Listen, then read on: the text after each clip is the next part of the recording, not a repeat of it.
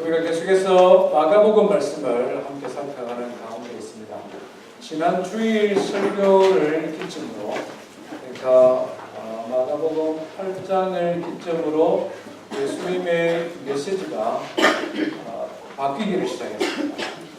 그 이전에는 마가복음의 기록이 예수님이 살아계신 한 분 하나님의 아들로서 어떤 분이시냐 이쪽에 초점이 맞춰졌다면, 이제부터는 예수님의 제자들이 어떻게 살아야 될 것인가, 제자의 삶으로 말씀이 강조되기를 시작합니다. 그래서 지난주에 우리 설교 말씀을 한번 되새겨 보시면 좋겠습니다. 예수님께서 제자가 되는 것이 무엇인가를 가르쳐 주셨습니다. 예수님의 제자가 된다는 것은 자기를 부인하고 자기 십자가를 지고 예수님을 따르는 고난의 길이요 십자가의 길이다, 이렇게 말씀해 주셨습니다. 고난의 길, 십자가의 길, 힘들고 어렵지만 넉넉히 걸어갈 수가 있다. 왜? 무엇 때문에 그게 가능하다겠죠?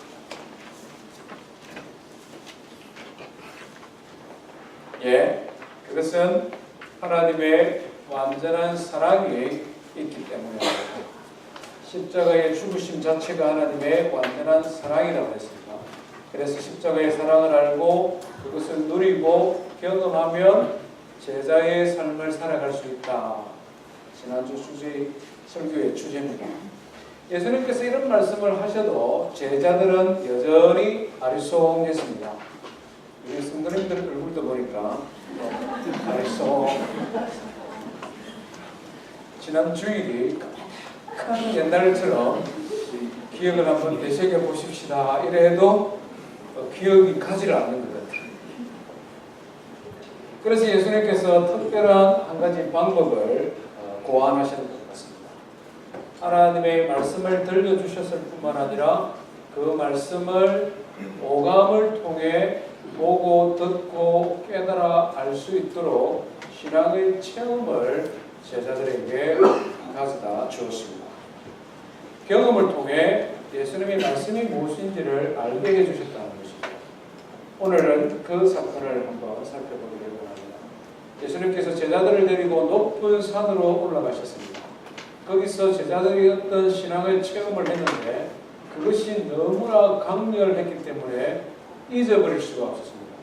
그래서 마태복음, 마가복음, 누가복음에 공통적으로 이 사건을 기록하고 있습니다. 뿐만 아니라 베드로와 야고보와 요한처럼 예수님의 제자들로서 하나님의 말씀을 기록한 사도들은 그들의 글에 이 예수님을 직접 보았던 경험들을 기록으로 남기고 있습니다.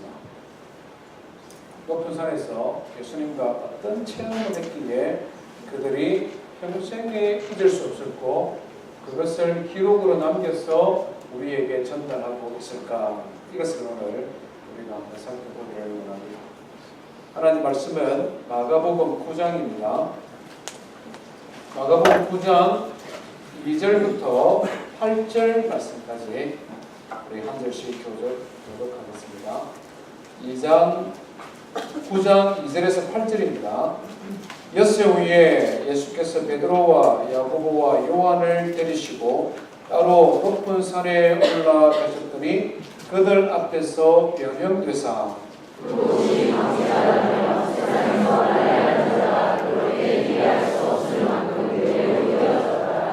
이에 엘리야가 모세와 함께 그들에게 나타나 예수와 더불어 말하기를 베드로가 예수께 고하되 라비여 우리가 여기 있는 것이 좋사오니 우리가 중학생을 줄 때 하나님 주를 위하여 하나님 모세를 위하여 하나님 엘리야를 위하여 하사이다 하니 이는 그들이 몹시 무수하므로 그가 무슨 말을 할지 알지 못함이더라. 마침 굴이 와서 그들을 먹으며 굴 속에서 소리가 나되 이는 내 사랑하는 아들이니 너희는 그의 말을 들으라 하는지라. 같이 읽습니다. 문즉 들어보니 아무도 보이지 아니하고 오직 예수와 자기들 되었더라. 아멘. 오늘 우리가 읽은 본문은 엿새 후에라는 말로 시작됩니다. 이 말은 6일 전에 있었던 사건과 연결되어진다 이 말이죠. 엿새 전에 무슨 일이 있었느냐? 지난주에 살펴보았던 바로 그 말씀의 일이 있었습니다. 예수님께서 베드로의 신앙 고백을 듣고 난 이후에 장로들과 서기관들과 종교 지도자들에게 미움을 받고 버림받아 고난을 당할 것이다. 뿐만 아니라 십자가에 달려 죽으시고 다시 살아날 것에 대하여 말씀하기 시작했다. 이렇게 기록을 합니다. 그 나아가서 예수님께서 제자들에게도 도전을 하셨죠. 나와 함께 고난의 길, 십자가의 길, 제자의 길을 걸어가자. 이렇게 요청을 한 것입니다. 이것이 엿새 전에 있었던 일입니다. 이 일주일 동안에 어떤 일이 있었을까? 어떤 일이 진행되었을까? 한번 상상을 한번 해봤으면 좋겠습니다. 제자들의 분위기가 어땠을까? 이렇게 말을 했을 때에 베드로는 예수님을 말리면서 항변하면서 예수님에게 꾸짖듯이 말을 하면서 예수님 그러면 안 됩니다. 죽는다니요. 왕이 되셔야죠. 말하자면 이렇게 했다는 것이죠. 그렇게 했을 때 예수님께서는 베드로에게 사단아 물러가라. 말하자면 이 제자들의 분위기가 엉망진창입니다. 아마 마음이 굉장히 뒤숭숭했을 것입니다.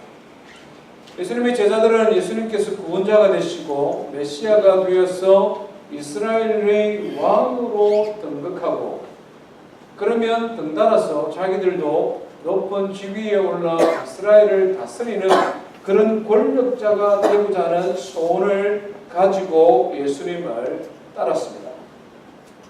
그런데 예수님께서는 오히려 고난을 당하고 십자가에 달려 죽을 것을 말씀하니까 제자들이 그 말을 이해할 수가 없는 것입니다. 그래서 그것을 말렸는데 사탄아 뒤로 물러가라 책망을 받으니까 더 답답한 것이죠. 그들끼리 모였을 때에 어떤 이야기가 주고 갔겠습니까? 도대체 예수님 지금 무슨 말씀하시는 건가? 진짜 예수님을 따르는 길이 고난의 길, 십자가의 길이단 말이냐? 그러면 우리가 굳이 예수님을 따라가야 될 필요가 뭐 있을까? 이런 이야기를 주고받지 않았겠습니까? 우리가 가정을 떠나고 직장을 내려놓고 3년 동안 이렇게 열심히 예수님의 제자로 예수님을 섬겼는데 그 결과가 십자가에 달려 죽는 길이요 고난의 길이라면 굳이 우리가 예수님을 따라갈 필요가 뭐가 있느냐? 지금도 늦지 않았으니까 빨리 우리 살 길 찾아서 돌아가자. 아마 제자들이 이렇게 서로 이야기했을 것입니다. 그 중에 제일 마음이 심란한 사람은 베드로였을 것입니다. 앞에서 말씀드린 것처럼 예수님으로부터 과분한 칭찬을 받았지 않습니까? 너는 베드로다. 너의 반석 위에 교회를 세우겠다. 이렇게 칭찬을 해놓고는 예수님의 고난의 길을 막는다고 사탄아 물러가라 이런 책망까지 받았으니까 베드로의 마음이 제일 뒤숭숭하고 난감했을 것입니다. 이렇게 일주일이 지난 후에 이 말입니다. 예수님께서 따로 제자들을 이끌고 높은 산으로 가셨습니다. 높은 산. 예수님은 좀 등산을 좋아하시는 것 같습니다. 그죠? 성경을 읽어보면 예수님 산에 올라갔다는 말씀이 자주 나오거든요. 물론 이스라엘 지형 자체가 산이 많기도 하지만 실제로 산을 많이 올라가셨습니다. 우리가 지금 마가복음 9장까지 오는데 벌써 3번 이상 예수님이 산에 올라가셨죠. 마가복음 3장에 보면 12제자를 부르시는 그곳도 산이었습니다. 예수님께서 마가복음 6장에도 보니까 기도하러 산에 올라가셨다 이렇게 표현하고 있습니다. 이날도 역시 산에 올라가셨는데 세 사람만 따로 데리고 갔습니다. 베드로와 야고보와 요한. 이어지는 14절 이하의 말씀을 보면 예수님의 12제자가 다 같이 산 밑에까지는 갔습니다. 보니까 산 밑에 갔는데 9명의 제자는 산 밑에 마을에 머물러 두고 3명만 데리고 따로 높은 산에 올라가십니다. 뭐하러 올라가셨을까요? 3명을 특별 교육시키려고 데리고 올라갔겠습니까? 아니면 다른 제자들은 체력이 약하니까 좀 넣어두고 이 세 명만 데리고 높은 산에 올라가서 경치를 구경했을까요? 누가복음 9장 똑같은 사건을 기록하고 있는 누가복음 9장 28절에 보면 예수님께서 기도하러 산에 올라가셨다 이렇게 기록하고 있습니다. 기도하러 높은 산에 올라가셨다. 짐작하건대 앞에서 말씀했던 것처럼 예수님의 공생의 사역의 마지막 단계, 고난을 받고 십자가에 달려 죽으시는 그 일을 위해 기도로 준비하시는 그런 예수님의 모습입니다. 그것 플러스 한 가지 더 이유가 있었습니다. 그것은 헷갈리는 제자들, 혼란스러워하는 제자들, 그 제자들을 좀 더 위로하고 격려하고 그들을 위해 중요한 신앙의 체험을 가져주기 위해 올라가셨습니다. 예수님께서 기도하는 중에 놀라운 일이 벌어지고 있는 것을 보게 됩니다. 2절, 3절 말씀해 보니 예수님의 모양이 변화되었다, 변형되었다 이렇게 표현합니다. 영어 성경은 이것을 transfigure라고 표현합니다. transfigure, 본질적으로 변화되었다. 성경을 보니 예수님의 얼굴이 해같이 빛났고 예수님의 옷에 광채가 나기 시작했는데 사람의 손으로 빨래해서는 이렇게 희게 할 수 없을 만큼 희게 변화되었다.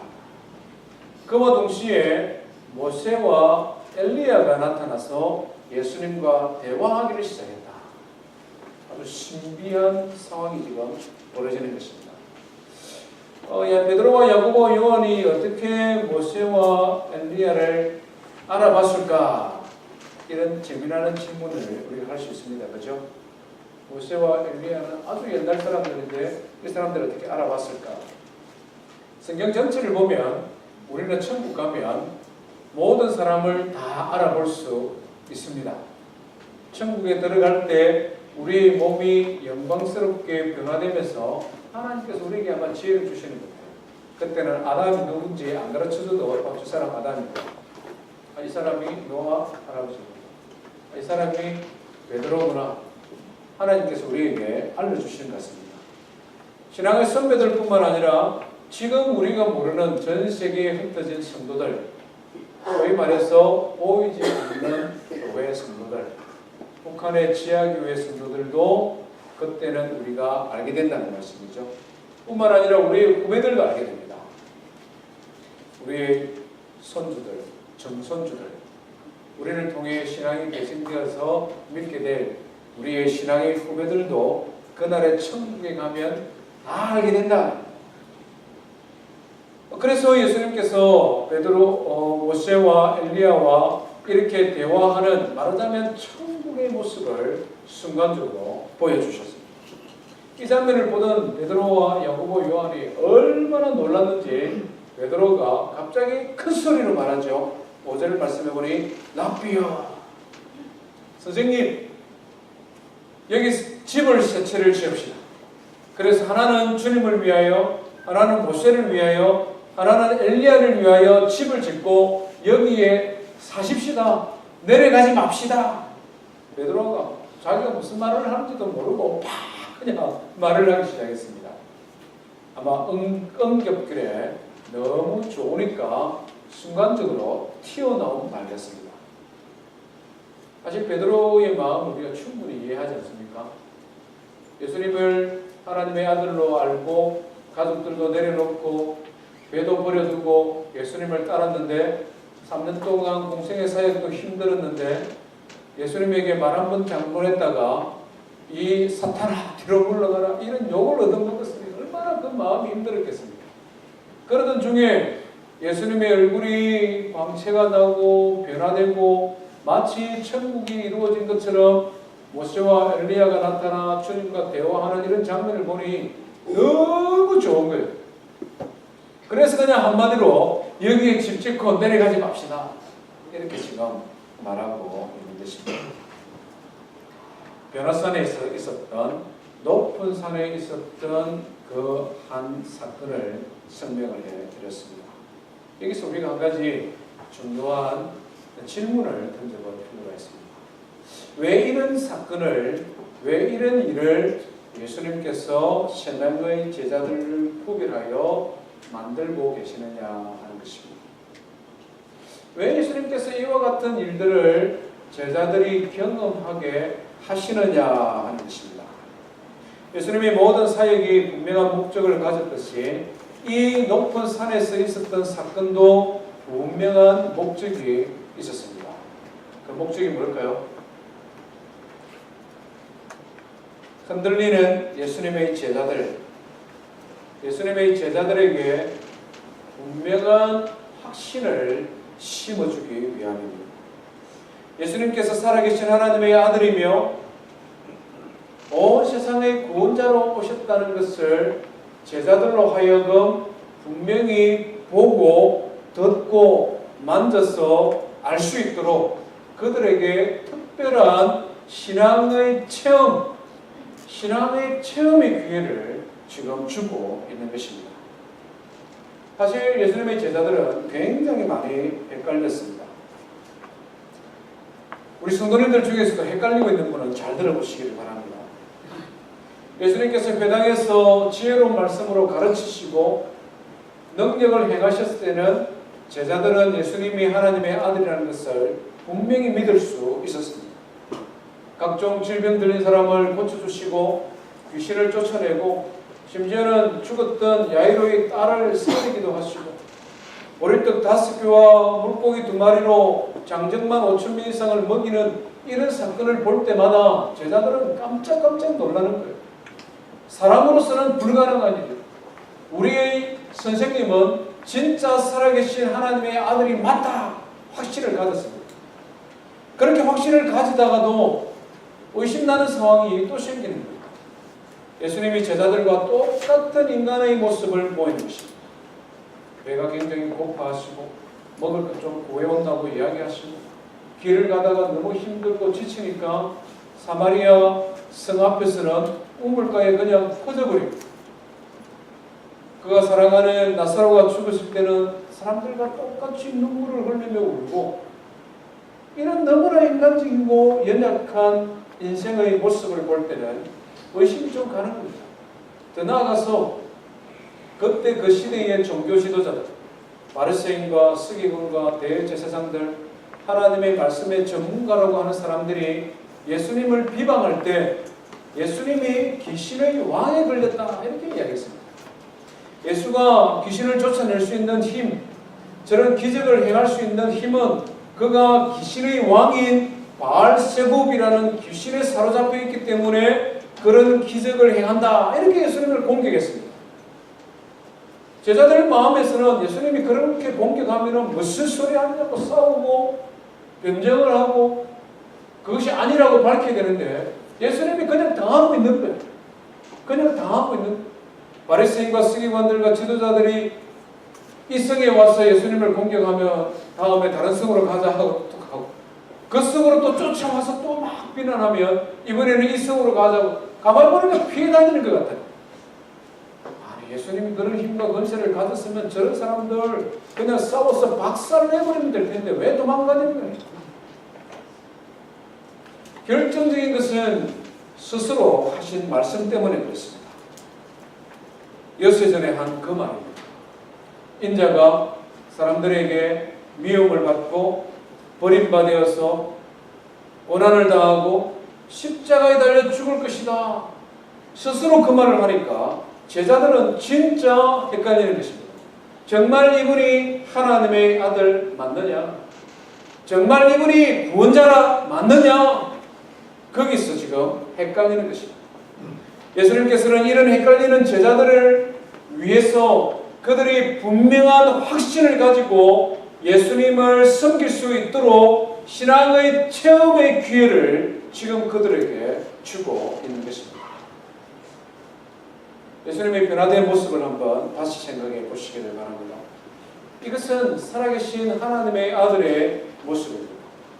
이것은 요한계시록 1장에 등장한 부활하셔서 천국 하나님 보좌 우편에 앉으신 예수님의 모습 바로 그대로입니다. 요한계시록 1장 12절에서 17절 뭐라고 예수님을 표현하고 있습니까? 7 촛대 사이에 거느시는 예수님의 모습을 요한은 환상을 통해 보았습니다. 발에 끌리는 옷을 입었고 그 허리에는 금으로 된 띠를 띠었고 왕으로서의 권세와 능력을 가졌다는 것이죠. 그 머리와 머리카락은 흰 양털 또는 눈과 같이 휘었고 그의 눈에서는 불꽃처럼 불이 탔는데 그 앞에 아무것도 숨길 수 없을 만큼 강렬한 눈을 가졌고 그 얼굴은 힘있게 비치는 해같이 빛났고 그의 목소리는 맑은 물소리와 말하자면 부활하여 영광중에 계신 천국에 계신 그 모습을 지금 제자들에게 보여주고 있는 것입니다. 무엇을 말씀합니까? 내가 고난의 길, 십자가의 길을 이야기하지만 사랑하는 제자들아 그것이 끝이 아니다. 이 고난의 길, 십자가의 길 너머에는 영광스러운 부활이 있고 영원한 천국에서의 영생의 삶이 있음을 제자들아 보아라. 지금 보여주고 있는 것입니다. 모세와 엘리야가 나타나 예수님과 대화하는 것도 역시 마찬가지입니다. 이들은 유명한 선지자들의 대표자들 아닙니까? 하나님의 종으로서 하나님의 백성들을 섬겼던 사람들입니다. 그렇지만 그들은 고난을 겸하여 하나님을 섬긴 사람입니다. 모세만 해도 모세 오경을 기록하는 그런 영광스러운 선지자로 쓰임 받았으나 광야 40년 동안 여러 가지 고난을 겸하여 받았던 사람입니다. 엘리야 역시 마찬가지죠. 선지자들 중에서 가장 능력 있는 표적과 기사를 많이 행한 선지자 중에 한 사람입니다마는 아합과 이세벨의 미움을 받아서 도망을 쳐야 되었고 로뎀나무 아래에서는 지쳐서 죽는 것이 더 좋겠습니다. 하나님께 한탄할 만큼 지치고 힘든 삶을 살았습니다. 그런데 그들이 지금 예수님과 함께 말씀을 나누고 있는 것입니다. 영광스러운 천국에서 살아계신 하나님의 아들 그분과 함께 대화하는 모습을 주님과 함께 거하는 모습을 지금 제자들에게 보여주는 것입니다. 말은 하지 않지만 말보다 더 강력하게 보여주는 것입니다. 사랑하는 제자들아 모세와 엘리야를 너희들이 알지 않느냐? 하나님의 종으로 하나님의 사도로 이 땅에서 고난을 받는 사역자들이었지만 그들의 모든 사역의 끝에 영광스러운 천국에서의 상급이 그들에 있고 그들이 주님과 함께 영원토록 천국에서 살고 있는 것을 너희들이 보지 않느냐? 고난의 길, 십자가의 길, 사도로서 부름받은 길이 힘들고 어렵더라도 그 길을 끝까지 경주하여 가자. 제자들에게 도전하고 있는 것입니다. 이것으로 끝이 아니었죠. 하늘로부터 하나님께서 음성을 들려주었습니다. 우리 7절 말씀을 한번 같이 읽습니다. 시작. 마침 구름이 와서 그들을 덮으며 구름 속에서 소리가 나되 이는 내 사랑하는 아들이니 너희는 그의 말을 들으라 하는지라. 절정입니다.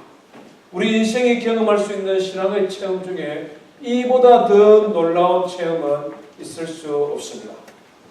예수님께서 세례를 받으실 때에 하늘이 열리며 하늘로부터 들려왔던 그 음성을 다시금 제자들에게 들려주신 것입니다. 살아계신 하나님께서 그 제자들이 보는 앞에서 그 제자들이 들을 수 있도록 너희들이 지금 헷갈려하는 저 예수, 너희들이 지금 번민해하는 너희들의 스승 저 예수, 그가 바로 나의 사랑하는 아들이니 내가 이 세상의 구원을 위해 보낸 독생자니 너는 그들을 믿고 그의 음성을 들어라. 하나님께서 친히 말씀하고 있는 것입니다. 사랑하는 성도 여러분, 우리가 신앙생활을 하면서 분명히 한 가지 알아야 할 것이 있는데요. 기독교 신앙은 이론이나 철학이나 마음 수양이나 자기 수양 이런 것이 아닙니다. 기독교 신앙은 체험의 종교요. 살아계신 하나님을 만나고 느끼고 경험하는 삶으로 체험되어지는 신앙이라는 것입니다. 하나님의 기록된 말씀을 통해 하나님은 어떤 분이신가 하는 것을 우리에게 객관적으로 가르쳐 주실 뿐만 아니라 이 말씀을 통하여 가르쳐 주신 하나님을 우리의 일상의 삶 속에서 만날 수 있도록 경험할 수 있도록 살아계신 하나님이 우리를 만나주시는 신앙이라는 것입니다. 우리가 이런 마음을, 이런 믿음을 가지고 신앙생활을 해야 됩니다. 성경이 그것을 우리에게 가르쳐주고 있지 않습니까? 성경에 보면 많은 신앙의 인물들이 예수 그리스도 살아계신 하나님을 만남으로 그들이 체험적인 신앙을 가졌습니다. 가장 대표적인 사람이 바울이죠. 바울 사도. 예수님을 핍박하는 사람이 아니었습니까? 아주 교만한 사람이었습니다. 아주 유능한 사람이었죠. 예수님을 핍박하기 위해 다메섹이라는 곳을 가는 길에 빛 가운데 살아계신 예수님을 그가 보았습니다. 그가 만났습니다. 하나님의 음성을 들었습니다. 그의 삶이 꼬꾸라지고 그의 인생 행로가 180도 바뀌게 되었습니다. 지금까지 예수를 핍박하던 사람이 오히려 예수를 전하는 전도자로 바뀌었습니다. 사도행전을 읽어보면 바울 사도는 적어도 3번 이상 이 다메섹에서 예수님을 만난 것을 간증하고 있습니다. 그가 기록한 13편의 서신서를 읽어보면 계속해서 반복적으로 그가 자기의 신앙을 간증하는데 그 간증의 주된 내용이 다메섹에서 예수님을 만난 그 사건입니다. 여러 가지 다양한 방법으로 예수님을 만나고 경험했지만 그의 평생에 결코 잊을 수 없는 살아계신 주님에 대한 만남의 체험이 그에게 있었기 때문에 그가 예수의 사도로 복음 전하는 세계의 선교사로 살아가는 고난의 시절 내내 고난에 굴복하지 아니하고 핍박에 좌절하지 아니하고 끊임없이 표대를 향하여 달려갈 수 있었던 것은 그가 예수님을 만난 체험이 있었기 때문에 그렇습니다. 스데반 집사도 우리가 잘 알고 있지 않습니까? 초대교회 7 집사 가운데 한 사람인 스데반 집사. 그는 하늘의 열린 문을 통하여 살아계신 한 분 하나님과 그의 보내신 자 독생자 예수 그리스도가 부활하셔서 하나님이 보좌 우편에 서 계신 것을 그는 보았습니다. 너무나 영광스러운 모습을 그가 보았습니다. 예루살렘에서 예수 그리스도의 부활을 전도하기 위해 설교를 하는데 많은 유대인들이 스데반의 설교를 듣고 예수님을 믿는 믿음의 사람으로 변화된 사람들도 있는가 하면 오히려 신성을 못 오간다고 이를 갈며 스데반을 죽이려 했습니다. 돌을 들고 스데반을 쳤습니다. 그의 온몸이 돌을 맞아서 살이 찢어지고 뼈가 부러지고 피가 쏟아져 나오지만 하나님의 말씀에 기록하기를 그의 얼굴이 천사와도 같더라. 성경이 이렇게 표현하고 있습니다. 어떻게 돌에 맞고 그래서 지금 죽기 일보 직전인데 그 고통의 순간에 사람의 얼굴이 천사와 같을 수 있을까요? 하늘의 열린 문을 통하여 살아계신 하나님과 그의 보내신 자 예수 그리스도의 영광을 보았기 때문에 그렇습니다. 천국의 영광을 그가 체험했기 때문에 그렇습니다. 성경의 인물들뿐만 아니라 기독교 역사를 통해서 많은 우리 신앙의 선배들이 살아계신 한 분 하나님과 부활하신 예수 그리스도의 영광을 실제로 보고 체험했습니다. 미국의 대각성 전도 집회를 이끌었던 조나단 에드워드 목사님이 많은 간증과 설교가 남아 있습니다. 그가 평생에 잊을 수 없었던 신앙의 체험이 있었는데요. 1737년 어느 날 그가 이렇게 기록을 하고 있습니다. 그때 나는 정말 특이하게 하나님과 그의 아들 예수님의 영광을 보았습니다. 예수님의 영광은 너무나 위대하고 충만하였습니다. 예수님의 모습은 한없이 순결하며 달콤한 은혜와 사랑, 온유하고 겸손한 모습 그 자체였습니다. 예수님과 함께한 한 시간, 거의 대부분을 눈물의 홍수에 빠져 큰 소리로 울었습니다. 기뻐서 울었고 죄송해서 울었습니다. 내 자신이 주님 앞에 텅 빈 채로 쓰러지고 오직 예수님으로만 충만해지고 예수님의 거룩하고 순전한 사랑으로 가득 채워지고 싶은 영혼의 깊은 열망을 느꼈습니다. 그가 곳곳을 순회하며 전도하며 미국의 대학생 전도 집회를 이끌 수 있었던 것은 그의 평생에 살아계신 하나님과 그의 아들 예수 그리스도를 보았기 때문에 그렇습니다. 이런 신앙의 위대한 인물들과 성경의 인물들에 비할 바 없지만 저 역시 하나님의 영광과 주님의 음성을 들었습니다. 1996년 가을에서 겨울로 접어드는 한 2달 정도 정말 주님 앞에 은혜를 사모하며 기도했습니다. 어릴 때부터의 꿈이 목사였고 아버지가 서원기도했기 때문에 그 서원기도에 응답하는 것이 효도하는 것이라고 생각하고 신학교를 들어갔습니다. 1학년 동안은 공부만 해서 별 갈등이 없었는데 2학년 올라가고 전도사가 되려고 하니 너무 고민이 되는 것입니다. 어릴 때부터 예수도 믿었고 목사가 되는 것이 장래 꿈이라고 그렇게 늘 이야기해 왔지만 막상 전도사가 되어 사역의 길을 가려고 하니까 너무 두려워요. 그래서 기도하기를 시작했습니다. 하나님이 살아계심도 제가 배웠고 알고 믿고 있습니다. 그렇지만 제가 정말 주님의 종으로 부름받은 것이 확실한지 가르쳐 주십시오. 보여주십시오. 말씀하여 주십시오. 들려주십시오. 제가 목회하는 동안 평생 흔들리지 않을 만큼 강하고 분명하게 말씀하여 주십시오. 그렇지 않으면 제가 이 길을 갈 수가 없습니다. 이 한 가지 기도 제목밖에 없었습니다. 이 한 가지 기도 제목을 가지고 씨름하듯 주님 앞에 나갔습니다.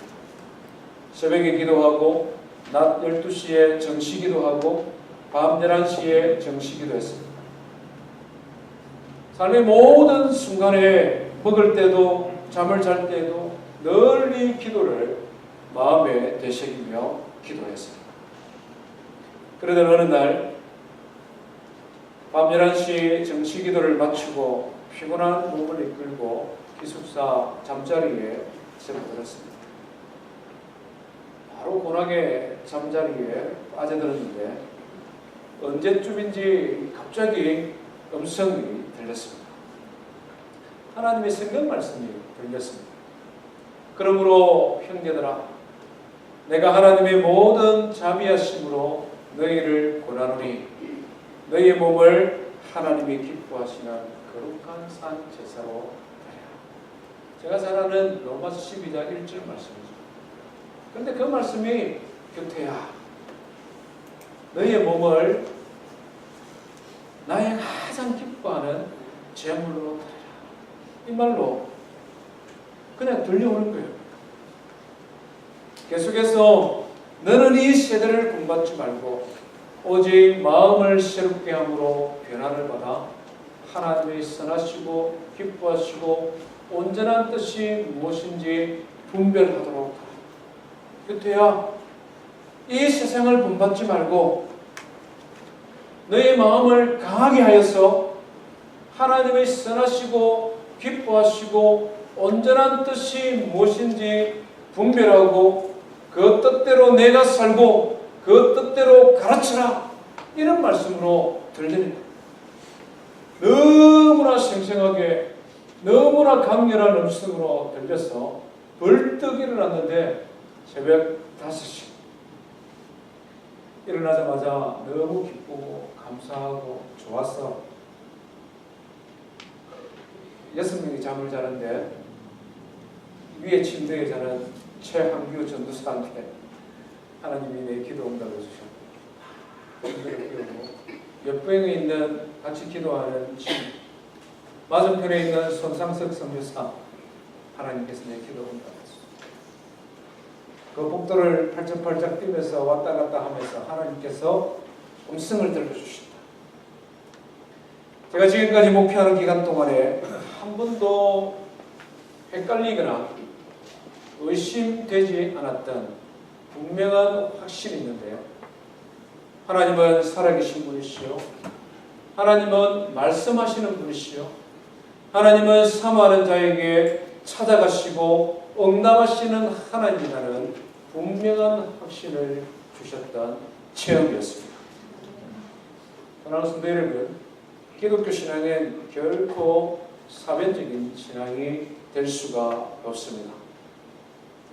하나님께서 살아계신 분이시기 때문에 그렇습니다.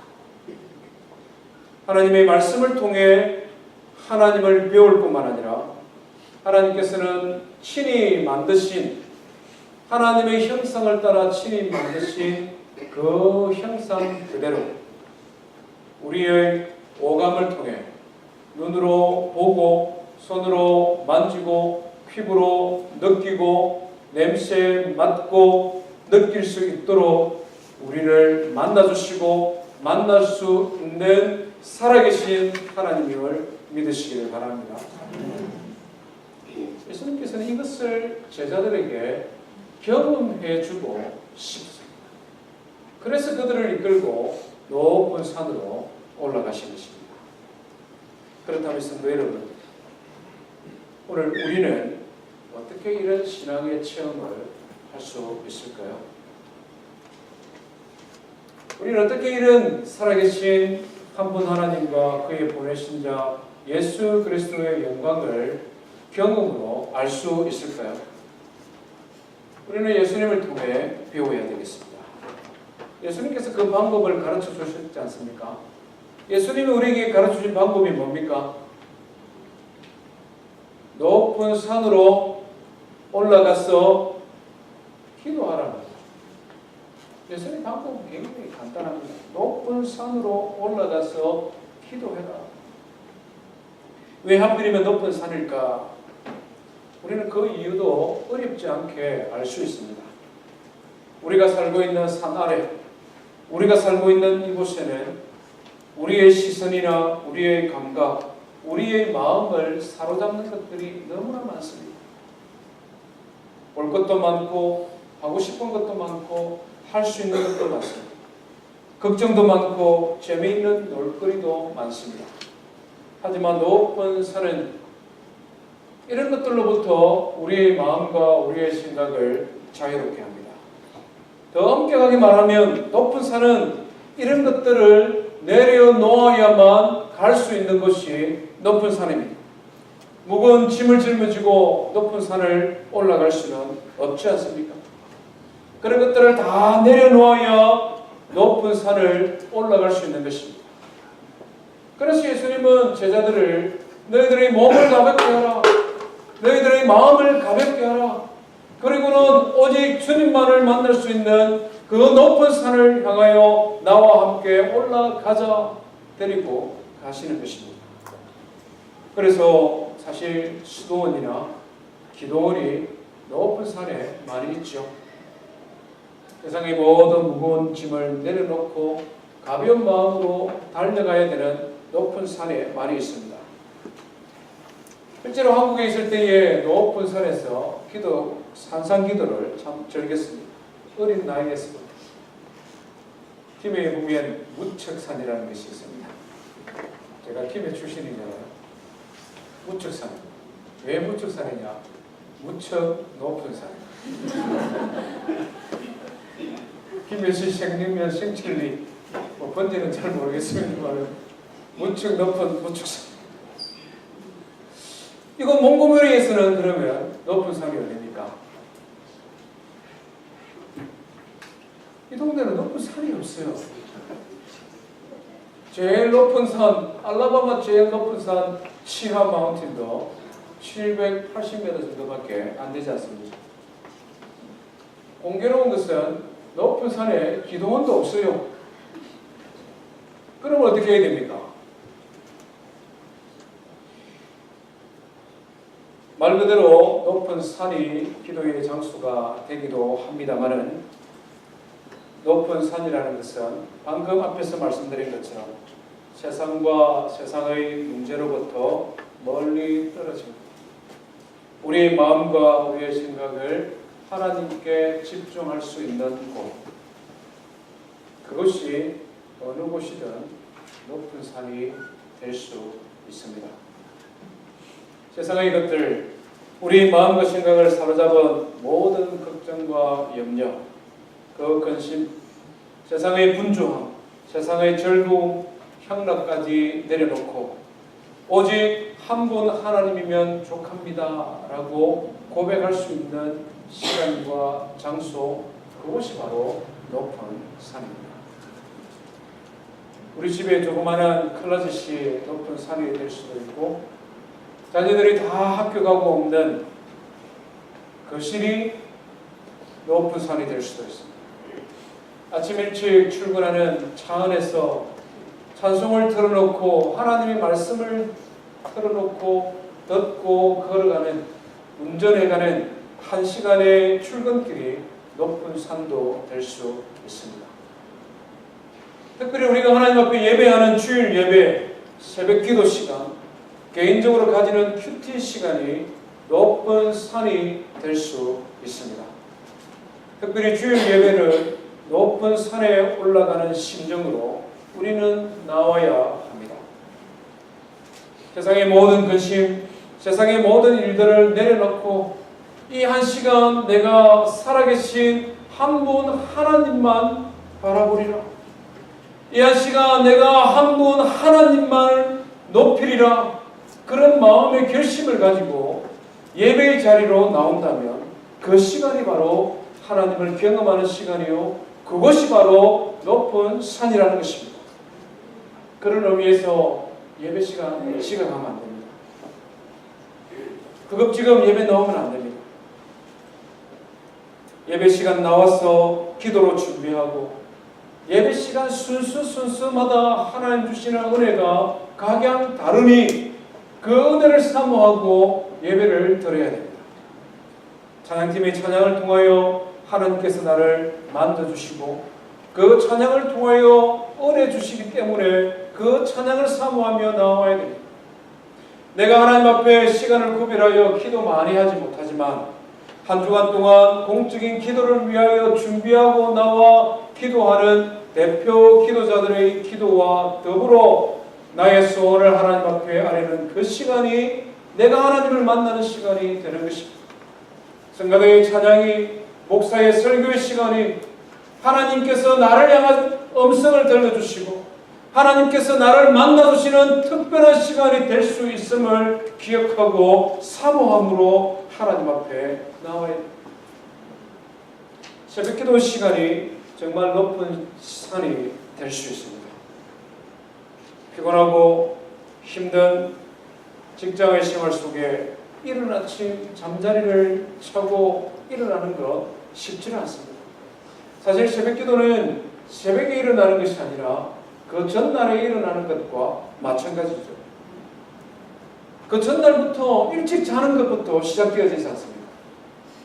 새벽에 하나님 앞에 나와서 세상 사람들 만나기 전에 세상의 복잡한 일을 그 일의 현장에 투입되기 전에 내가 먼저 하나님을 만나리라. 내가 먼저 하나님 앞에 서리라. 내가 먼저 나를 향하신 하나님의 계획을 물어보고 나에게 말씀하시는 그 하나님을 내가 만나리라, 이런 소원을 가지고 새벽 기도를 나오는 것, 그 자체가 높은 산에 올라가는 것이죠. 새벽 기도의 시간을 연세 많은 어른들이나 교회의 직분자들만 하는 것으로 제한하지 마시기를 바랍니다. 마땅히 그들 교회를 위하여 하나님 앞에 기도하는 분들이지만 그 누구든지 내가 처음 신앙생활을 시작한 사람이든 신앙이 오랜 된 사람이든 누구든지 나의 평생의 삶에 정말 잊혀지지 아니하는 살아계신 하나님을 나도 한번 만나버리라, 나도 한번 경험해버리라, 나도 한번 그 살아계신 하나님을 한번 느껴버리라, 이런 마음의 소원을 가진 사람은 누구든지 하나님 앞에 일어나 기도의 자리로 나옵니다. 예수님조차도 높은 산에 올라가 기도하는 중에 살아계신 하나님을 경험하고 있지 않습니까? 야고보서 4장의 성경은 이렇게 말씀하고 있습니다. 하나님을 가까이 하라, 그리하면 너희를 가까이 하시리라. 우리 하나님은 기다리고 계십니다. 하나님의 자녀들이 하나님을 사랑하고 하나님과 가까이 동행하고 하나님과 친밀한 관계를 가지고자 하는 소원을 가지고 하나님 앞에 나오기를 주님은 기다리고 계신다는 것이죠. 문제는 우리. 너희 죄인들아, 손을 깨끗하게 하라. 두 마음을 품은 자들아, 마음을 성결하게 하라. 세상과 하나님 사이, 고난의 길과 십자가의 길, 영광의 길 사이에 고민하고 번민하고 갈등하는 하나님의 백성들, 마음을 성결하게 하고 하나님을 가까이 하라 말씀하고 있는 것입니다. 사랑하는 성도 여러분, 주님을 따라 제자로 살아가는 것 결코 쉬운 일 아닙니다. 그러나 넉넉히 갈 수 있는 것은 완전한 하나님의 사랑이 우리에게 이미 주어졌기 때문에 그렇습니다. 뿐만 아니라 우리 매일매일의 신앙의 삶 속에서 하나님께서 우리를 만나주시고 경험을 통해 하나님을 알아갈 수 있도록 우리를 찾아오시고 우리를 만나주시는 하나님이 있기 때문에 가능한 것입니다. 저와 우리 모든 성도들의 신앙의 삶 속에서 높은 곳에 올라가 살아계신 하나님과 그의 보내신 자, 독생자 예수 그리스도, 그분을 만나고 경험하는 저와 성도 되기를 주의 이름으로 축원드립니다. 우리 하나님 말씀 기억하면서 찬송하겠습니다.